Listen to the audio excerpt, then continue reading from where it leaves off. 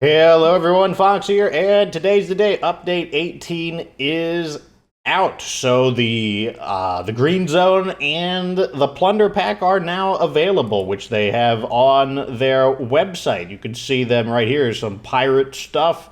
And then they've got their little infographics for the Green Zone talking about the different difficulties. But what I want to focus on is the patch notes, because this is where the biggest details of everything are. So all of the little nitty gritty stuff, any like key features we're missing, they're going to be found here.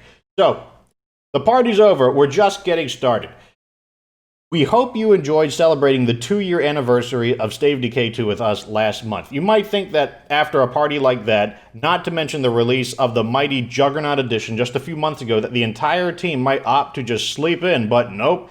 Instead, we're back with another exciting content update. This month, we're debuting a big new feature designed for players looking for a slightly calmer post-apocalyptic experience. We're calling it the Green Zone. You can read about it all a little later. In case that's not your bag, you should also check out the Plunder Pack, a new array of pirate-themed weapons and outfits available only from the Bounty Broker. And of course, we have our traditional set of gameplay improvements and bug fixes. Here are some highlights. So, here we've got some changes, including balance changes. So, increase the fuel capacity of all vehicles. I'm hoping they talk about it in more detail so that I don't like retread it, but just in case, I'll talk about it. So, they're not giving us the number, but the number is 40%.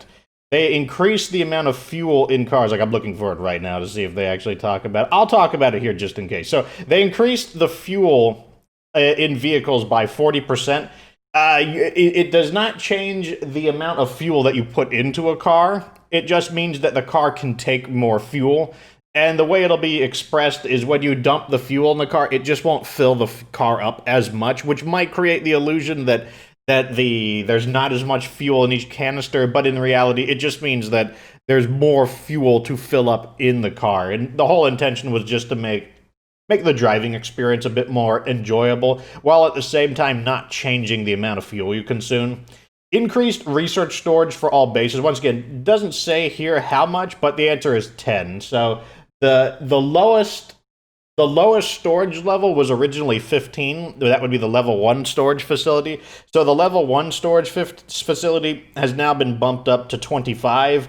And that means the level 2 was 25. Now it's 35. And then if you upgrade into the one that gives you plus 50 to, like 1 or 2 resources, those ones will go up to 60, while the ones it doesn't include will be at 35. And, that doesn't even include things like lock and key self-storage is now going to have like an absolute ton of storage. So it's, more storage.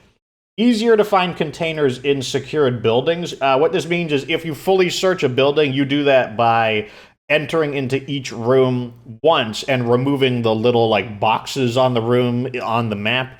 And if you do, or on your mini map, and when you do that, the building is considered secure. It creates a zombie-free zone, and when that happens, you'll be able to see all of the containers through walls. So it'll be like you have the scouting skill, and that seems like a pretty big nerf to scouting, since that's part of the point of scouting is being able to find those. So I don't know what they're going to do to improve scouting, or if scouting is just going to get worse as a result.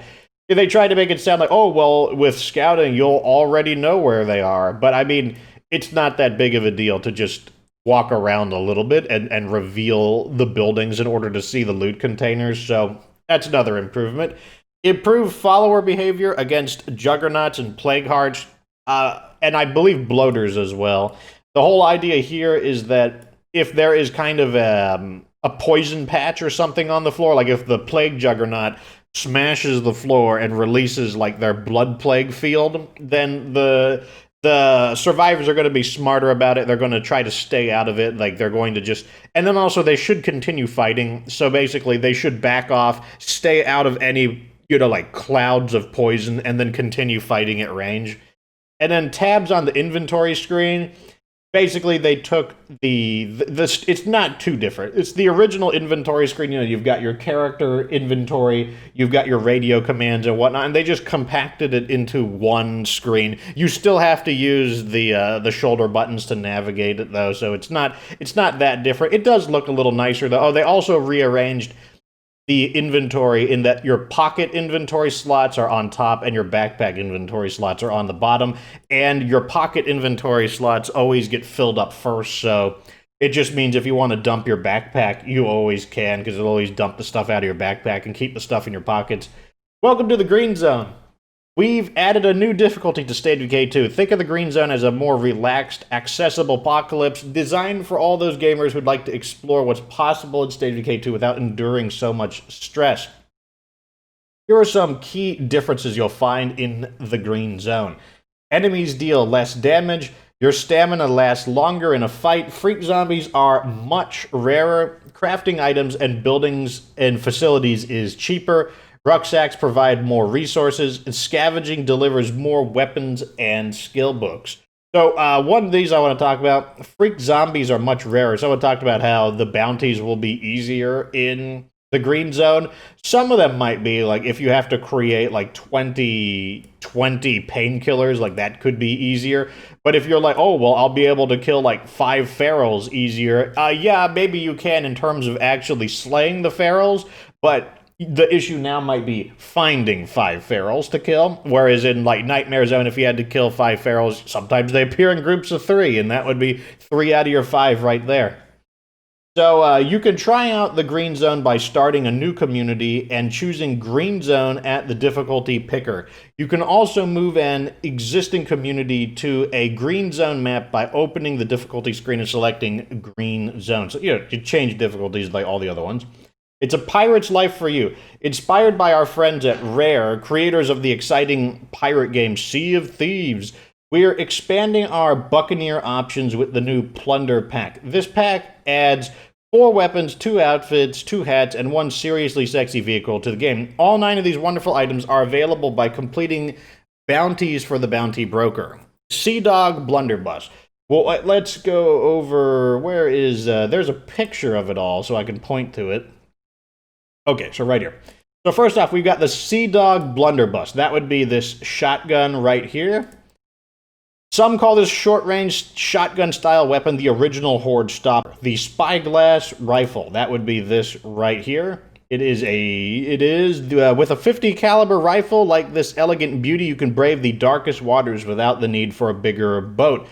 This one could be relevant just because once you complete the bounty and unlock the rifle for purchase, any of your communities can just buy a 50 caliber rifle, and that could actually be pretty impactful on Nightmare Zone. Dead Man's Cutlass, that would be in his hand right here. This marvelous bladed weapon is just what you need to take arms against a sea of thieves, I mean troubles. Bilge Rat Shovel, that would be this right here. It may not look like much, but this handy blunt weapon has plenty of digging left in it yet. The Buccaneer Bandana, that would be this right. I think this is the only bandana in the game that you're wearing on your head, so that could be unique. This handy piece of headgear bears the insignia of the mysterious Order of Souls. Naval Tricorn. It is not depicted here, but you could see it a little bit in the back. It's that, like, iconic triangular-looking hat that was, just a fashionable of the time. It's that hat that plundered 1,000 ships. The pirate jacket, that would be this right here. Can't see it too well, but it's that kind of classic pirate trench coat. This tattered coat has seen more than its share of pillaging. The Kraken hoodie, that would be this in the front right here, which is a variant of the animal hoodie. Terrifying monsters inspire the most attractive outfits. The Megalodon, that would be a vehicle. So this right here is the Megalodon. It is, I believe it's a repainting of the Megamax, which I believe it's tied with the fastest vehicles in the game. So that could be useful, being able to call in one of the fastest vehicles in the game. A gorgeous muscle car modeled after the legendary marine predator. All right, so what's coming in, what's going? The addition of the Plunder Pack means it's time to say goodbye, at least for now, to the Trumbull Valley Pack. The Trumbull Valley Pack. Remember that you keep everything you already own, but you can't acquire more items from retired packs. That's kind of unfortunate. It's because the weapons in the Trumbull Valley Pack, some of those I would say are the best weapons in the game. But if you want them, they were a variant of the original Trumbull Valley items, which you can still get them. So if you still want these, you could go into Heartland, get them, but then you would have to transfer them out manually with the assistance of either another person or someone who has another account, basically to simulate being another person. Our next update in July will feature the first return of a retired pack, the weapons of the World War II pack. Oh, that's interesting. Will once again be available in the game. Most returning weapons will be available as loot, and the pack also includes new weapons and outfits that you can unlock by completing bounties. To make room, the Bundle Up pack will be retired at that time. So what? So are they retiring? What? Let me reread this. Are they retiring 2 packs? Our next? Okay. Never mind. Okay. So that means next week, the World War II pack is coming back, but the Bundle Up pack is going out.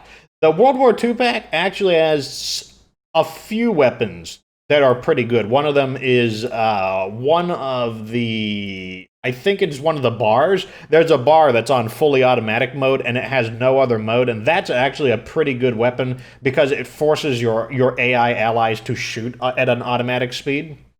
The Garden Gnome Contest. Winners of the Garden Gnome Contest have had their nicknames added into a random name generator as of this update. Congratulations to all winners. These nicknames are very rare though, so we do not recommend sitting on the character generation screen trying to make them happen.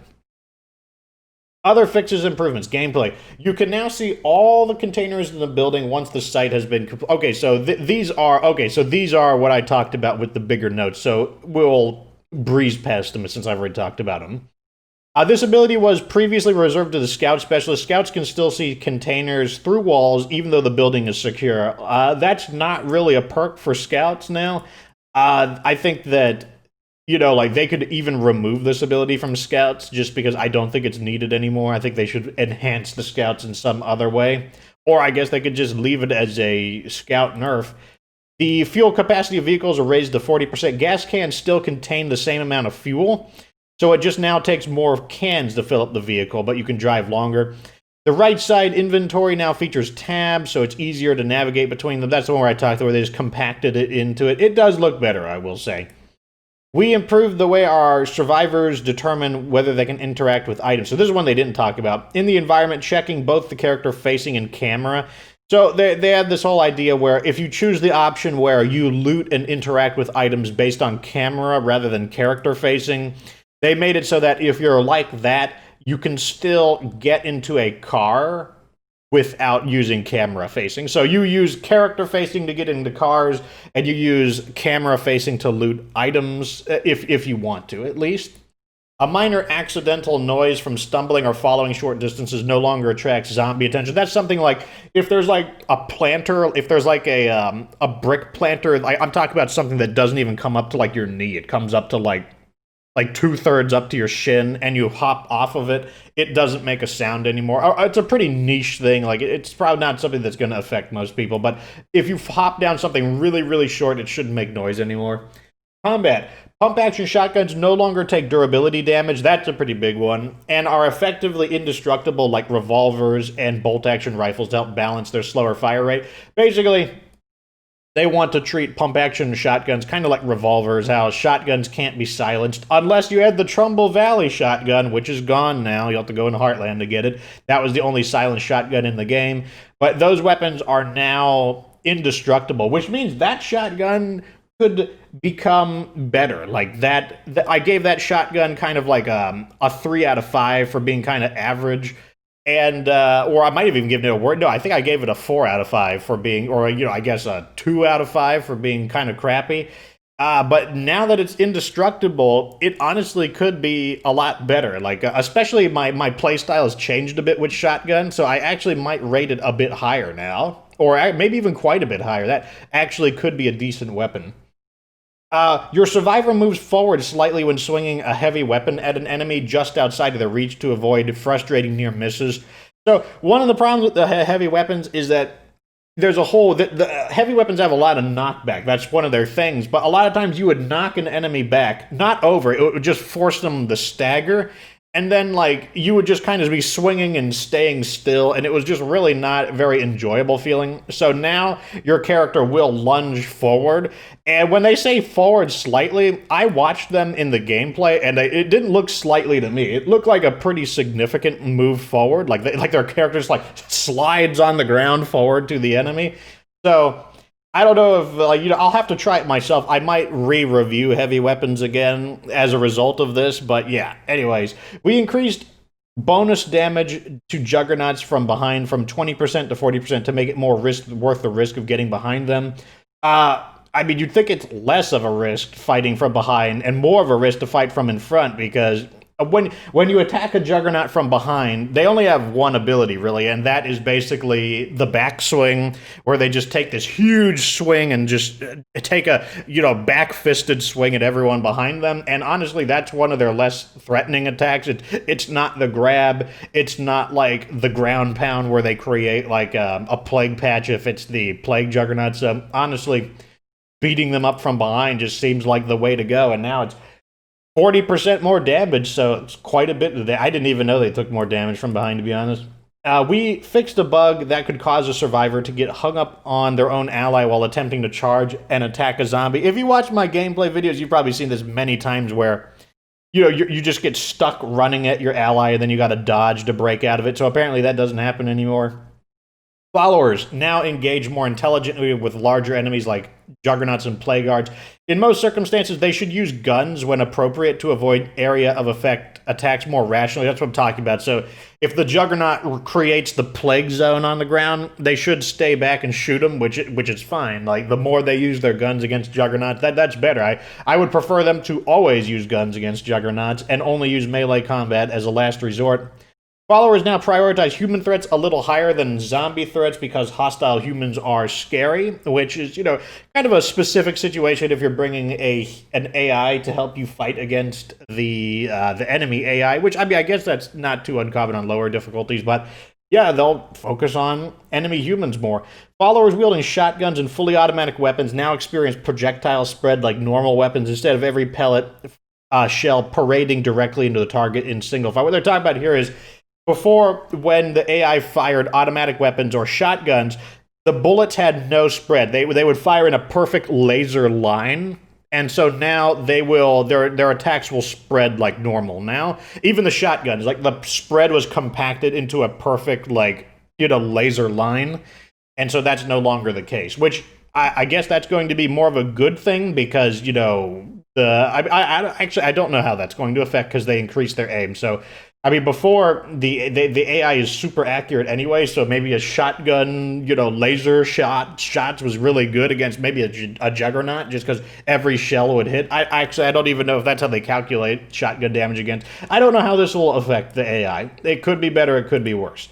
We made it possible for community events to check if a given character is your follower, so that you don't have followers claiming to have run off and collected supplies while you were started staring right next to them.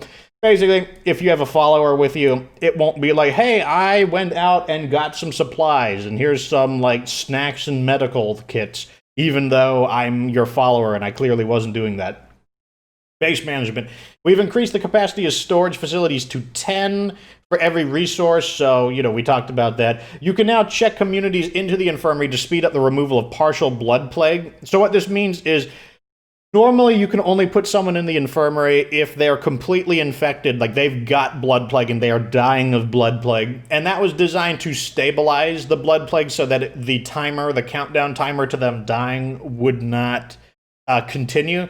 Now what you can do, if somebody has, let's say they just got scratched with a plague zombie and they've got 5% blood plague infection, you can check them in now to basically take them out of the game because they're resting in the infirmary, but they will heal from partial infection faster, which, I mean, that's kind of useful. You could heal from blood plague just by not using the character, but if you have a character who's 50% infected or 90% infected, and let's say you don't have a mod that's enhancing your healing speeds, like you don't have the Basin, which is 25% faster blood plague recovery, or you don't have the sanitization machine, which is 50% faster recovery, and let's say you don't want to spend plague samples to instantly remove infection, which is usually like, I think it's like 2 or 3 samples to completely remove partial infection, not cure though.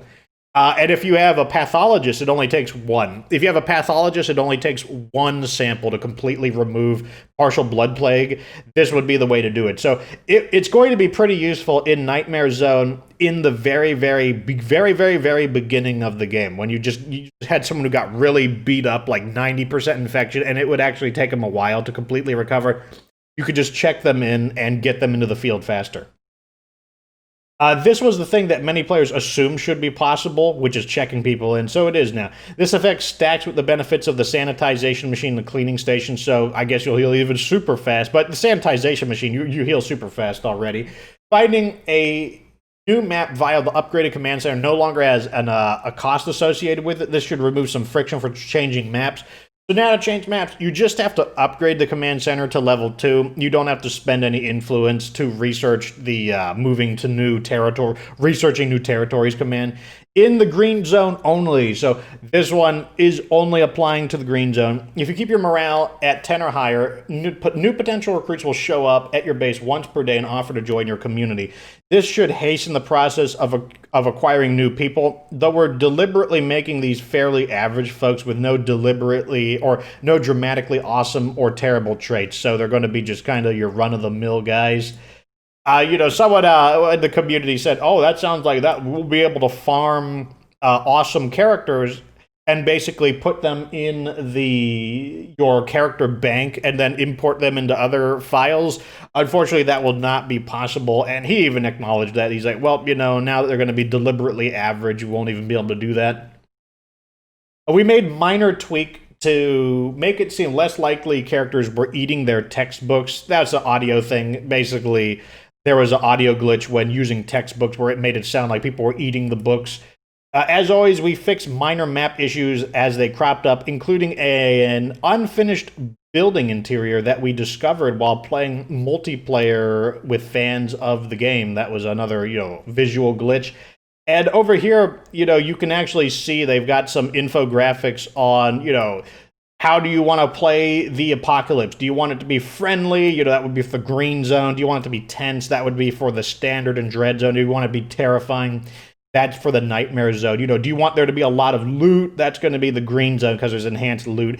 Do you like just taking out zombies, killing zombies? That's going to be for the standard zone because there's, an okay amount of zombies.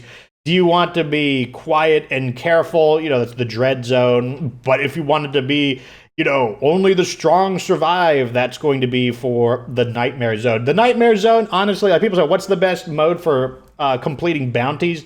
If you can handle nightmare zone, the nightmare zone is typically the best for completing bounties. Like if you need to kill 20 screamers, you are going to kill 20 screamers way faster in nightmare zone than any of the other ones, just because screamers can appear in groups of 3 and whatnot. Say with like bloaters, you need to kill 20 bloaters. Nightmare zone is going to have the most bloaters. Of course, you have to be able to handle and survive on the nightmare zone, whereas I would say completing bounties on the green zone, specifically for killing zombies, if there's like a production one, like you need to like craft medicine, that'll probably be easier in the green zone. But yeah, so that's what they are going to be doing. And once again, here is the Plunder Pack stuff. And this is all available in the game right now. So there you go. Now you know what's going on in Update 18. Hope you enjoy. Hope you found this video informative. At any rate, that is the end of that. Like this video if it was interesting. Subscribe for future Decay 2 content. Of course, remember that you don't have to be good to get good.